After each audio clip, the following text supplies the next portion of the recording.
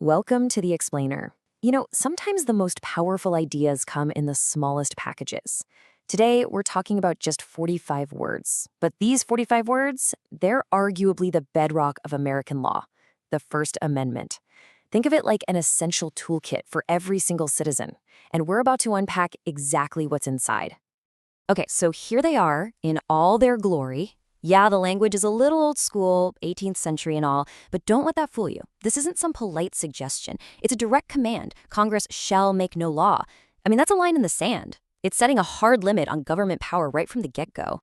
What's really incredible is how much work this one sentence is doing. It's not just protecting one right. It's protecting five distinct core freedoms, all packed into this one powerful statement. So, you know what we have to do? Let's break them down. All right, let's dive into the first set of freedoms. These are all about protecting our inner world, what we believe, and how we share that world with others.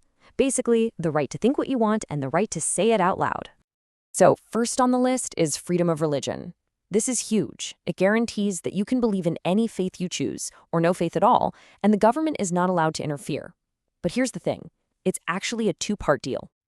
And these two parts are like two sides of the same coin, and they have to work together. On one side, you've got the Establishment Clause. That says the government can't create an official national religion or play favorites. On the other side, there's the Free Exercise Clause, which protects your right to practice your religion in your own way. It's all about creating that famous separation of church and state, keeping both sides in their own lanes. Okay, next up is the big one, the one we probably hear about the most, freedom of speech. At its heart, it's pretty simple. It's your right to say what's on your mind, to voice your opinions, your ideas, without worrying that the government is going to step in and silence you. But, and this is a really important but, this right isn't a blank check. It has limits. It is definitely not a free pass to say anything you want with zero consequences. For example, the law doesn't protect speech that's designed to incite violence or defamation that ruins someone's reputation, or any speech that creates a clear and present danger to other people. You've probably heard the classic example, right? You can't just shout fire in a crowded theater when there's no fire.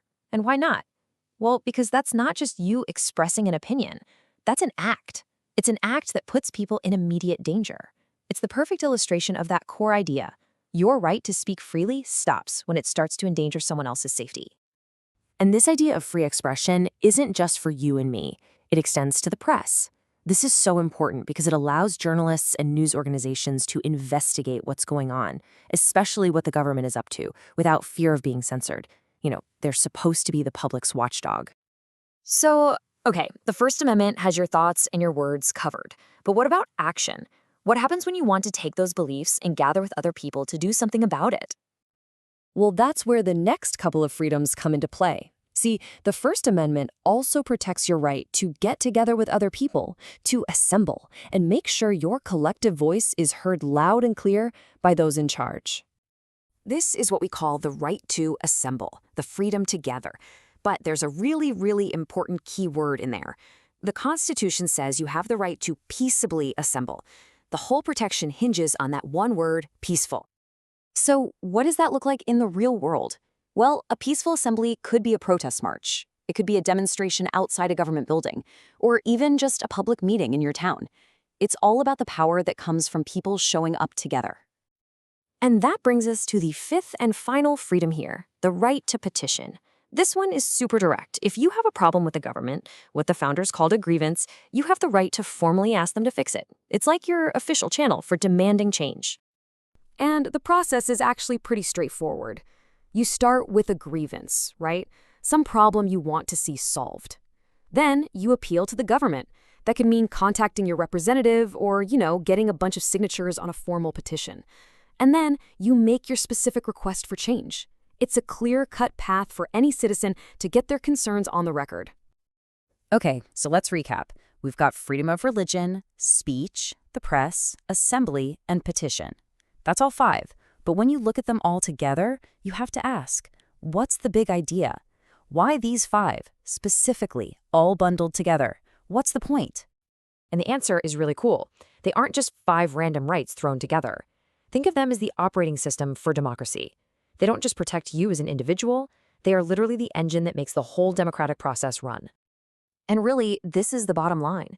The freedoms of speech, press, assembly, and petition, these are the tools we as citizens have to keep an eye on our government, to challenge it when we need to, and to hold it accountable. I mean, without these tools, accountability is just a word. So there you have it, the First Amendment. It's so much more than just a dusty old document, right?